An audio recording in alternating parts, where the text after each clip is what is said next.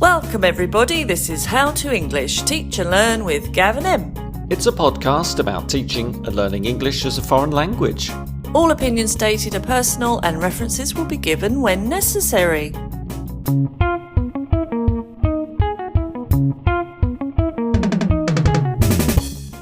What's the title of this one, Gav? This is episode 3, series 4, and the title is Accountability Partner. Okay, well I was thinking reinvention. Reinvention of the wheel? Yeah, kind of. It kind of is. I mean, yeah, I think when we introduce our guest, we'll discuss it more. But I like the idea of reinvention, of our jobs, of our roles as teachers, perhaps as learners too. It's changing all the time. So I like reinvention. I like your title, Em. I maybe had a different topic in mind, but let's see where we end up by the end of this show.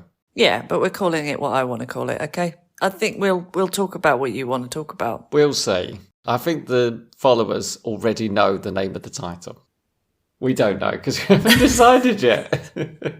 That is true, Gav. Our followers are almost like time travellers. So whatever we've decided to call it, it's an interesting topic. For both you and me. Let's hope. Shall we begin by introducing our very special guest this week? Yes, Gav.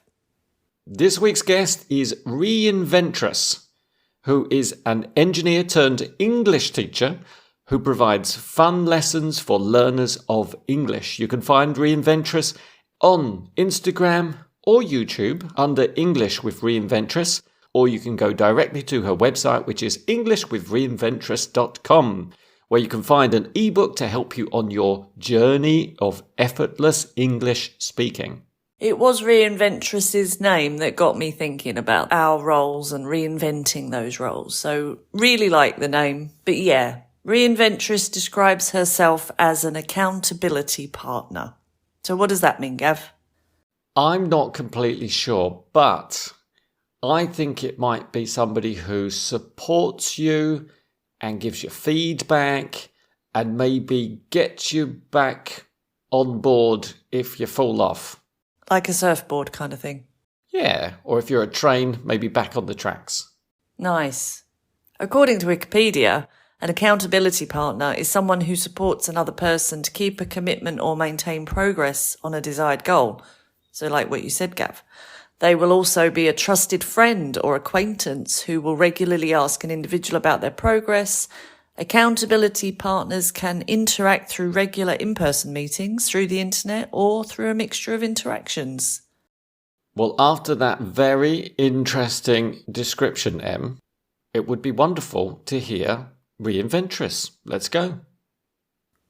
Hello, Gav and Em, and all the wonderful listeners of How to English podcast. It's an honor to be on this show.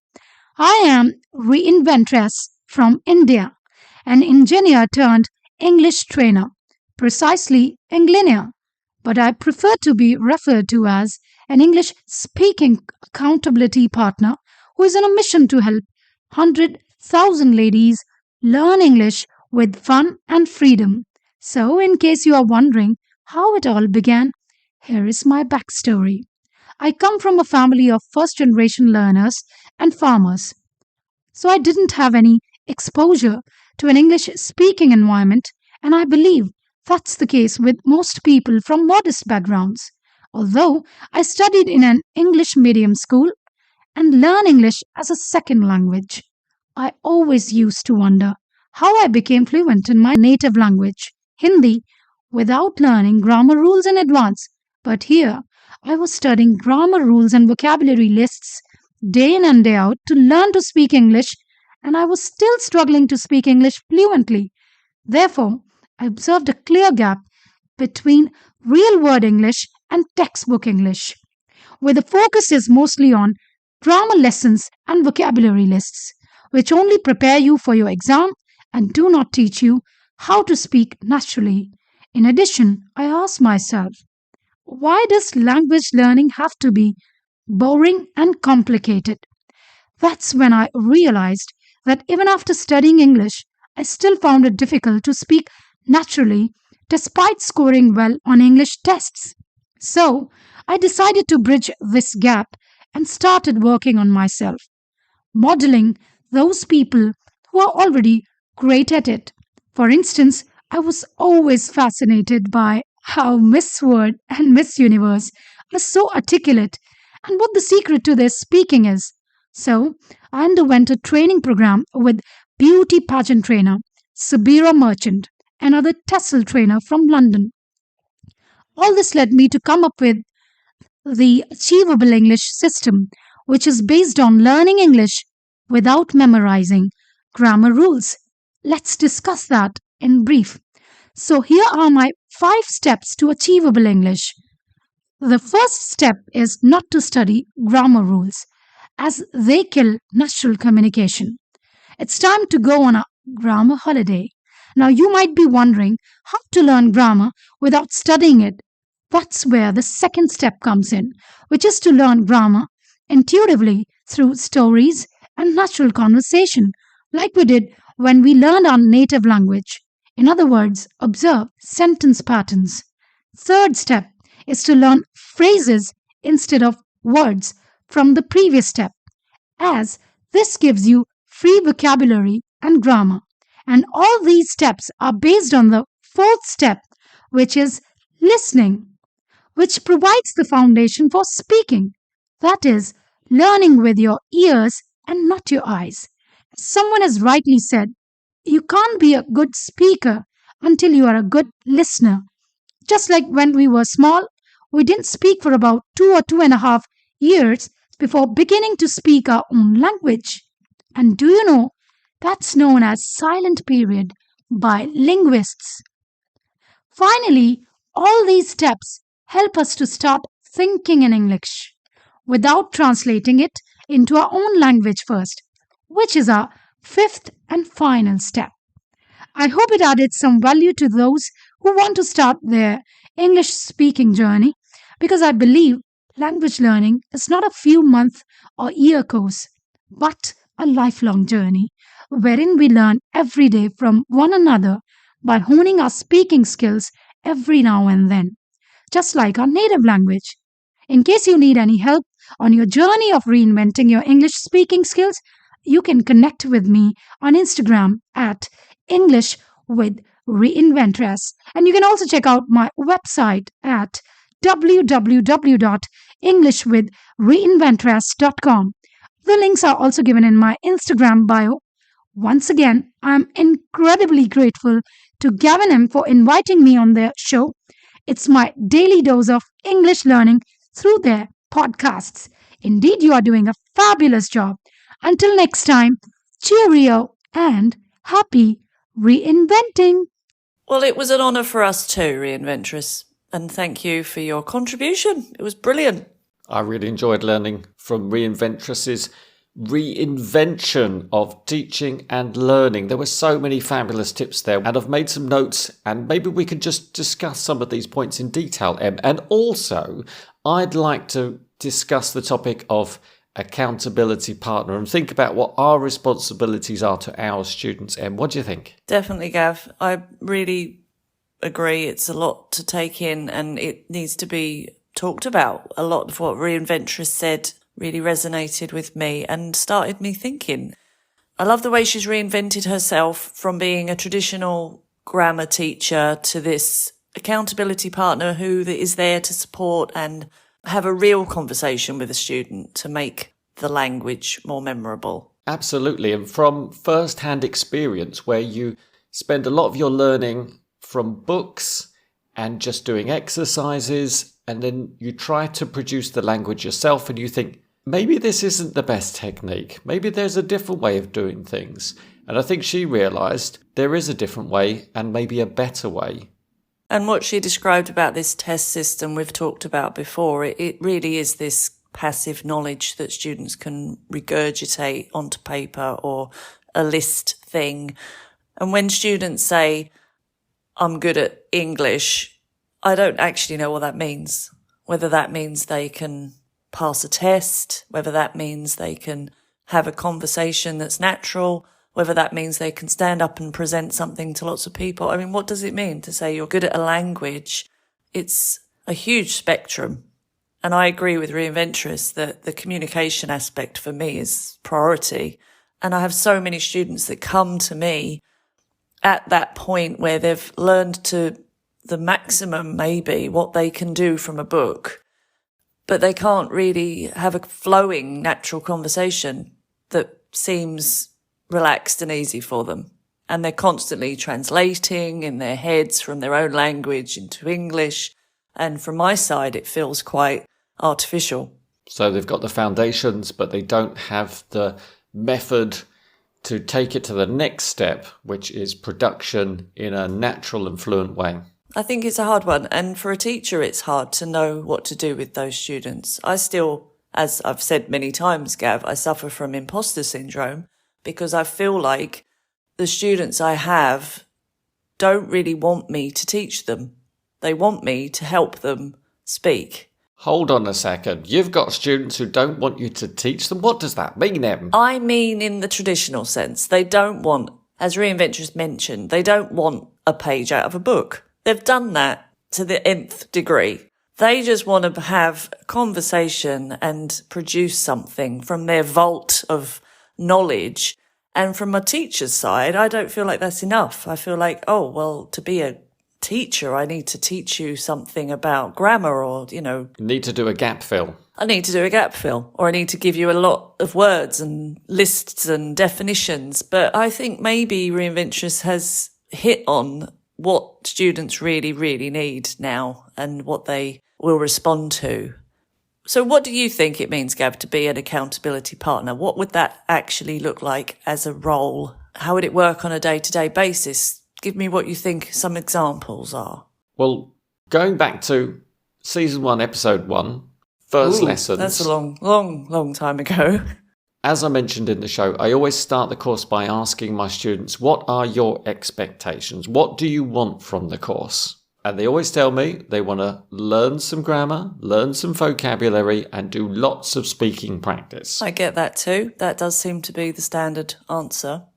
But I find when I'm actually teaching them, if I pull out a worksheet or show them a matching exercise of some kind, their eyes tend to glaze over and they do the exercise, but I don't think they're enjoying it very much. Even if I try to explore the exercise more and ask them some questions that maybe relate more to them and gives them an opportunity to talk about themselves and their experiences, they still feel it's quite an artificial environment that I've created and they're just waiting to go straight back to the conversation we had before. Because it's in a framework, I guess, of this is us practicing this language that we've just looked at. But this is what they kind of want, because after too many conversation lessons, they say, oh, Teacher Gav, we want to do a bit more grammar and vocabulary. But then again, I pull out a book, we do some exercises, and I can see they're not really enthusiastic about these activities. So they're flip-flopping a bit themselves. They see, the way I see, it's sort of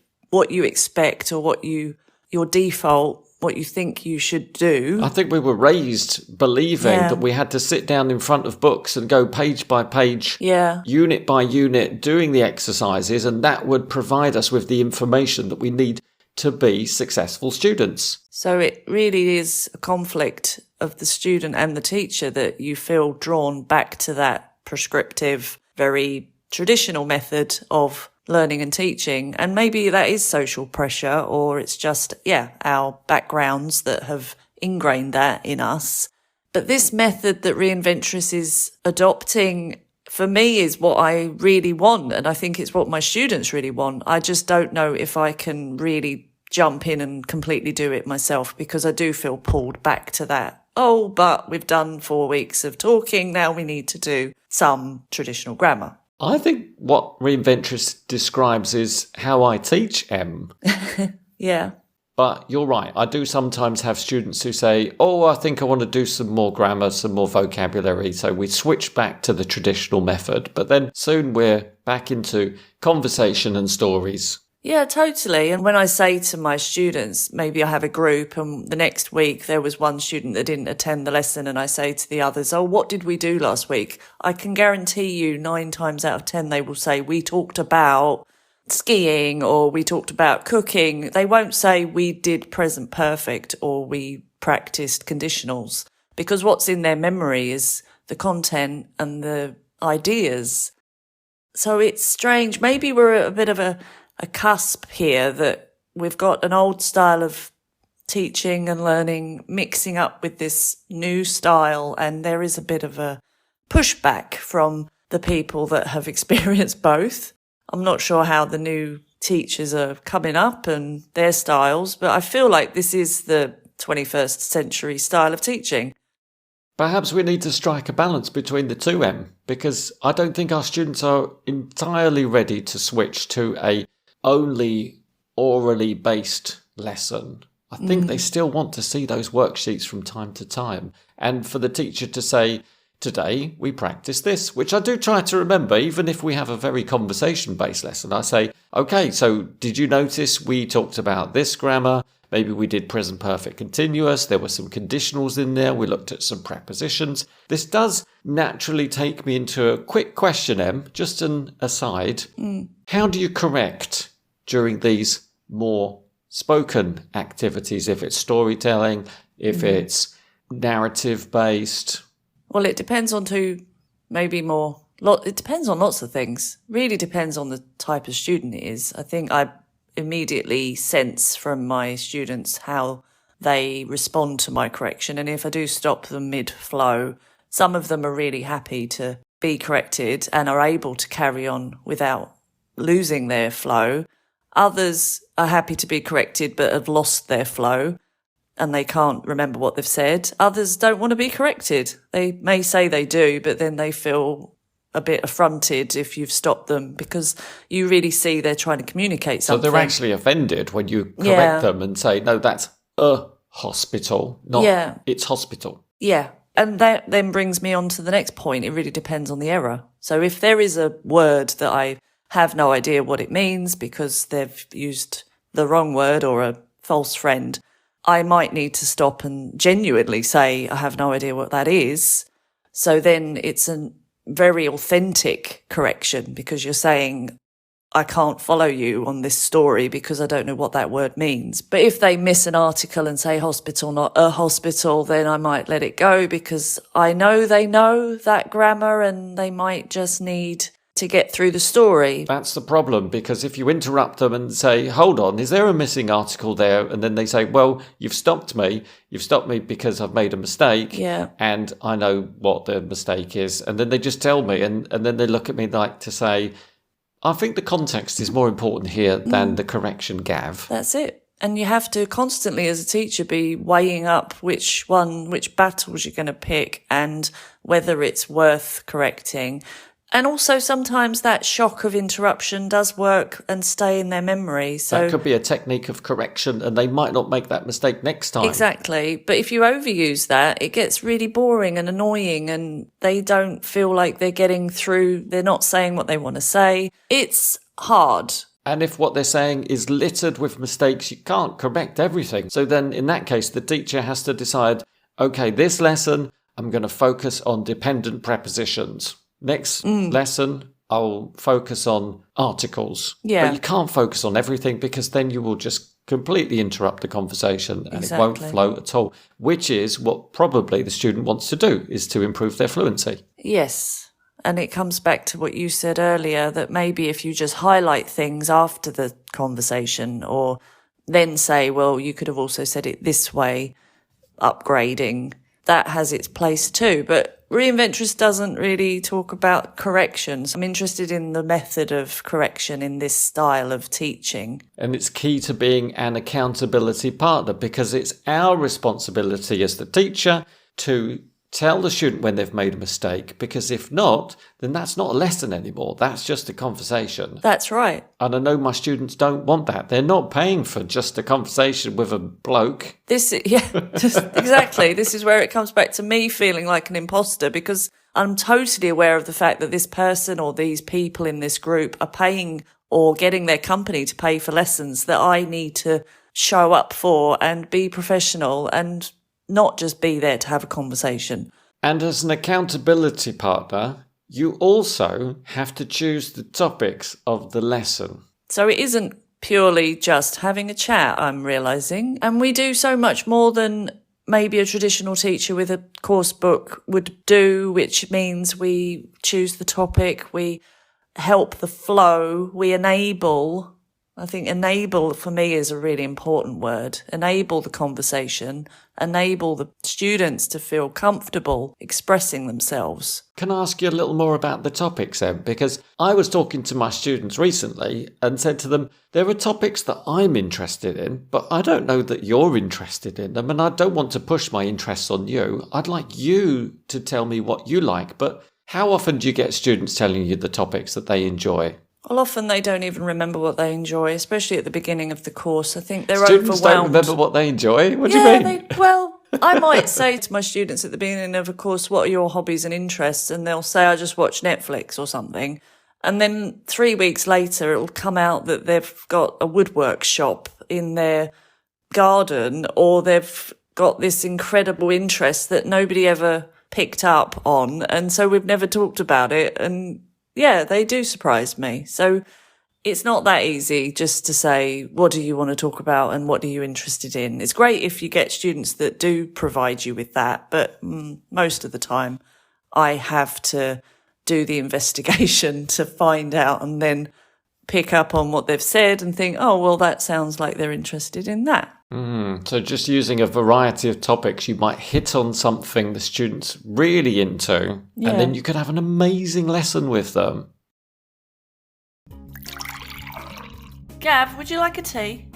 You know I only drink coffee. Oh, yeah. Well, I think that could be arranged. Oh? Followers, if you enjoy listening, watching or reading Gav and Em's How to English Pod, visit coffee.com/How to English Pod. That's coffee, ko-fi.com/How to English Pod. And it would be lovely if you bought us a tea or a coffee to show us support. You could even get a mention on our show if you'd like.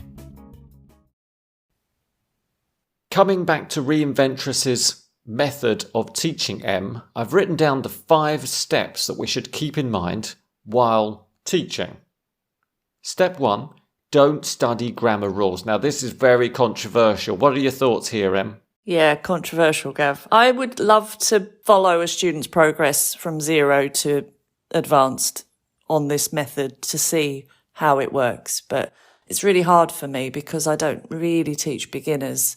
I only have, I'd say, A2 lowest level students, and I would use this technique with anyone higher than A2 because I think, like we've said, I think this is what they need at that point. They've had a lot of academic study, they've looked at books and they've got it all there passively, but they just need to activate it, especially the nationalities I teach. That seems to be the style of teaching in a lot of countries that they do from school age, maybe even from kindergarten age, that they start very young and they learn from the book and they don't have opportunities to speak and practice using the language. So it really suits all of my students. I just am curious how it works with very low level. Well, as Reinventress mentioned, that is how we learn our first language. So maybe it takes a bit longer, but it could be a deeper knowledge and it could produce a more natural language over a period of time. Yeah, that's logical. Of course, if you're only doing an hour and a half a week of your studies using this method, you might not see as much progress. Although I can see in step 2, there's learn grammar intuitively through stories and conversations. So even through conversation, through listening to podcasts and other things, you are learning grammar and vocabulary, but you're just not learning it the traditional method through structure and repetition. Yes, and learning intuitively is a really good point. And Reinventress's 3rd step about learning language in phrases or chunks, I think as well, is really, really important, not to just break every sentence down into its component parts. But I really, really want to talk about listening, which is point 4, because I see it with my students who say they watch a lot of TV programs or they listen to a lot of music. They are naturally better at speaking, and I don't think it's a coincidence. I started noticing a lot more, or I would actually ask them a lot more openly, do you watch TV at home? And it seems like such a by the by kind of question, do you watch TV? Everybody watches TV. But no, some of these students don't watch TV in English. Some of them put on the dubbing, or they only watch movies in their own language.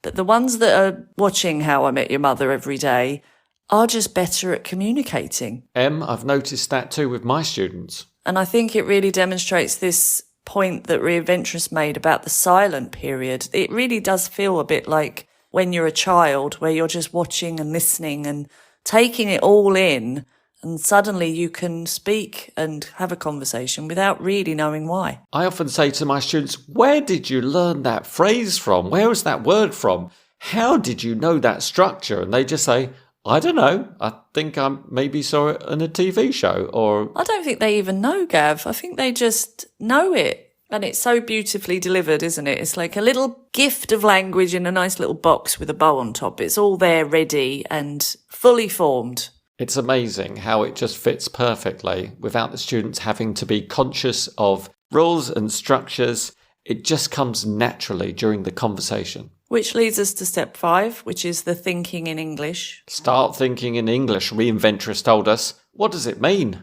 Don't translate everything. And I can see it visibly in my students when I ask questions, or they're trying to explain something and they're taking a long time. And often it's because they are word for word translating what they want to say. And if they get stuck because they don't know a specific word, the students sometimes just stop and then they think, okay, I could just look it up in my favourite translation app. Yeah. But that's not what I encourage my students to do. I say to them, just describe it to me. I probably know, or one of your classmates knows. Let's just chat. Yeah.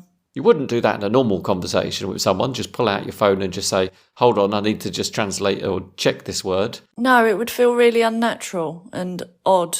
So we need to really bring in all these aspects into our teaching and maybe gradually do this, because I think if you are a very traditional teacher and you suddenly go in with this method, your students would not know what's hit them and might not like it.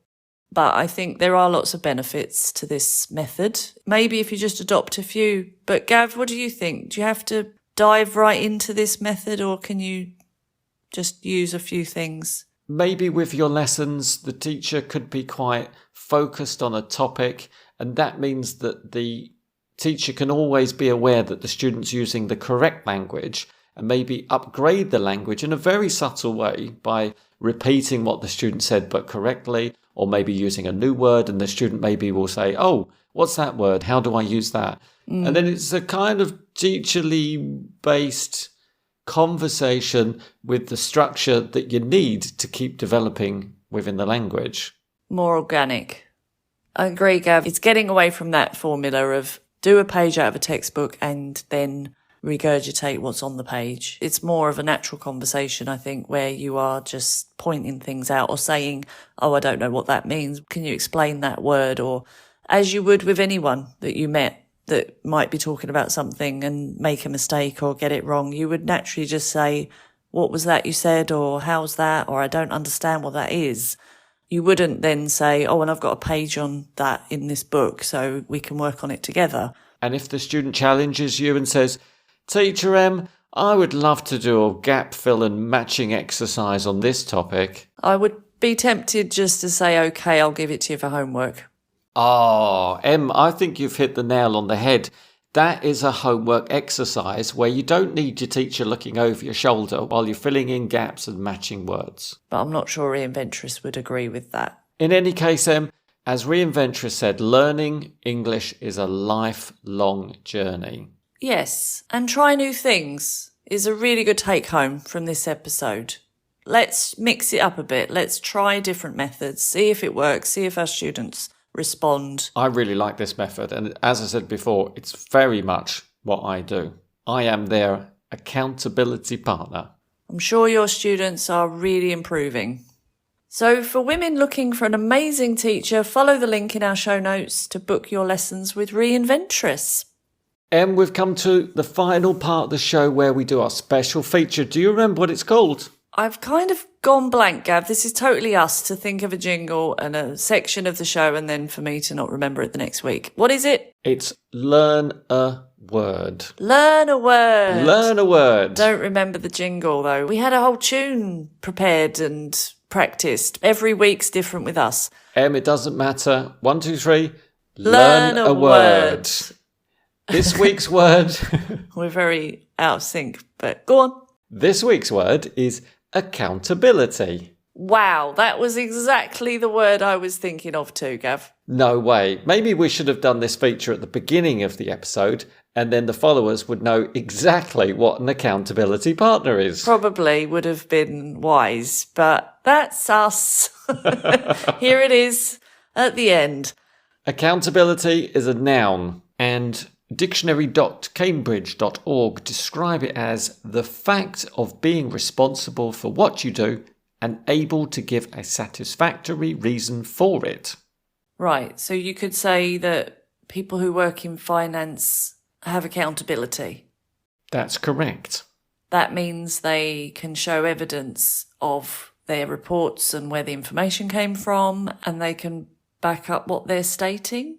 So how does that connect with what Reinventress is talking about, being an accountability partner for a student? I guess it's very similar to having responsibility for your students. Meaning that you meet their requirements and fulfill the goals that they set out for you at the beginning of the course. Okay. And we use words such as greater accountability, more accountability, increased accountability. Or perhaps a lack of accountability if you're just not being responsible for your actions. I'm trying to think of the verb, Gav. Do we use a verb as an action for this?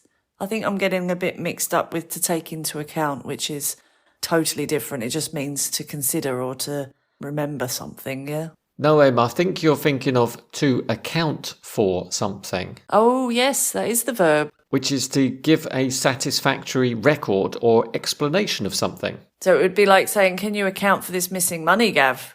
I would deny everything. And you would have to be able to show me that you had no connection to it, I guess. Gav, I think we tend to use the adjective more. How does that work? To be accountable for or to? Ooh, which one? To be accountable to someone or for something. Yes, but you can also be accountable for someone. I think with people, you can say accountable to or for, but the meaning does change a little bit, yeah? So I'm accountable to my boss, but not for my boss, because I don't make my boss's dinner. Yeah. So you report to your boss, and your boss gives you work and responsibilities. Sets my goals. Yes. So you are accountable to your boss. But if you were accountable for your boss, that would mean you were setting your boss's goals. And being responsible for their well-being and other things like that. So it is different if you use for or to. But you can only use for with things. You can't say to. So I can't be accountable to my dog. No, because your dog's not going to tell you what to do. Exactly. But I'm accountable for my dog, which means I look after my dog and I have my dog's best interests at heart. Which brings us to our students, Gav. I guess we are accountable for them and perhaps to them. It's both, isn't it? Wow, can you explain how you're responsible for and to them? Because we're trying to meet their needs, but they're also kind of like our boss. So we answer to them as well. So students are a bit of a interesting one. We're accountable for them and to them, I think. And that's what makes them so important to us, Em. Absolutely, Gav. Other adjectives could be liable to and answerable to. Em, I found that very enlightening, and as an accountability partner to my students, I hope I can continue to support them in their lifelong journey of learning English. So thank you once again to Reinventress for sharing her story. And it just occurred to me, Gav, maybe we should have a conversation about this with our students, and maybe we should ask them about the idea of having an accountability partner and if they would be willing to try it. Make it a conversation, I think, is a good start. So, as accountability partners to our students, could we just quickly define our responsibilities? First of all, find out the expectations of your students. Secondly, maintain those goals using appropriate teaching methods. I think Reinventress has suggested a very good one there. Mm-hmm. And finally, keep the students on track by supporting them and correcting them. Precisely. And let's just have loads of fun learning. Nice. Thanks for this conversation. I think it's been really interesting. It has, Gav. Looking forward to seeing you again. See ya. Bye.